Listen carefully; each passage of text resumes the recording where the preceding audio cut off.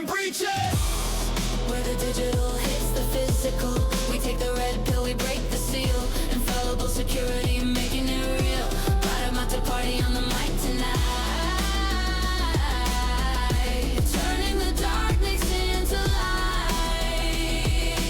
light. Our first case study in this segment looks at the true trailing financial impact of an enterprise security failure, the financial hemorrhage of Krispy Kreme. Back in November 2024, the global sweet treats company Krispy Kreme disclosed a significant data breach where unauthorized actors managed to break into their internal corporate infrastructure and exfiltrate highly sensitive employee datasets, including social security numbers, dates of births, and financial details. Fast forward to May 2026, and Krispy Kreme has officially agreed to pay a massive $1.6 million class action legal settlement to conclude the resulting lawsuits brought by affected individuals. Under the explicit terms of this legal settlement, eligible class members are receiving guaranteed base cash payouts, and individuals who can document that they suffered actual identity theft,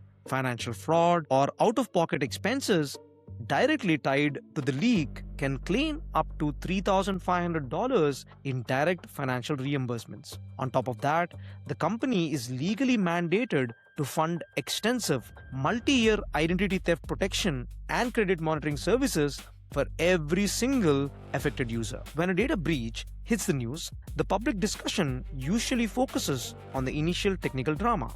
How did the hackers get in? What malware did they use? And how fast did the IT team restore the servers? But the technical kill chain of a breach is only the opening chapter of the crisis. The real corporate risk of a security failure is a slow, agonizing, multi-year financial hemorrhage. To understand this calculus clearly, we have to look at the dark, cynical logic of the movie Fight Club. In that story, you have a corporate main character who works as an automobile recall coordinator for a massive car manufacturer. He explains that whenever a dangerous structural flaw is discovered in a vehicle line, the company management doesn't immediately issue a recall based on ethics or safety.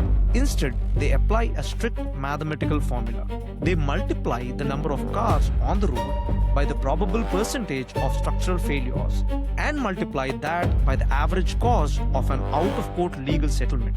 If the total cost of paying out the legal settlements is less than the cost of manually re-engineering and fixing the manufacturing line, company simply skips the fix and accepts the casualties as an ordinary cost of doing business. For years, many corporate boardrooms have applied this exact same cynical Fight Club calculus to cybersecurity. They look at their security budget, see that implementing a true zero-trust architecture or hardening their data storage costs millions of dollars and decide to take a shortcut.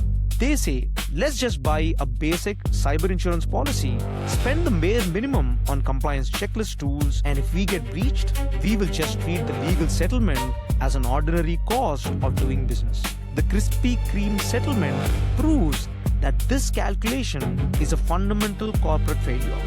A data breach is no longer a localized technical incident that you can easily clean up and forget. It creates a massive, trailing solvency risk that stays on your corporate balance sheet for years. The initial cost of the breach is dwarfed by the multi-year drain of class action litigation, defense attorney fees, regulatory compliance penalties, and the permanent decay of your brand's public trust. Your users' personal data is not a passive asset you can simply hold without consequences. It is highly radioactive material, and if you fail to secure it, the resulting legal and financial fallout can mathematically cripple your company's future. But what happens when an organization is actively facing a breach in real time? How do they handle the immediate crisis? This brings us to our second case study. This is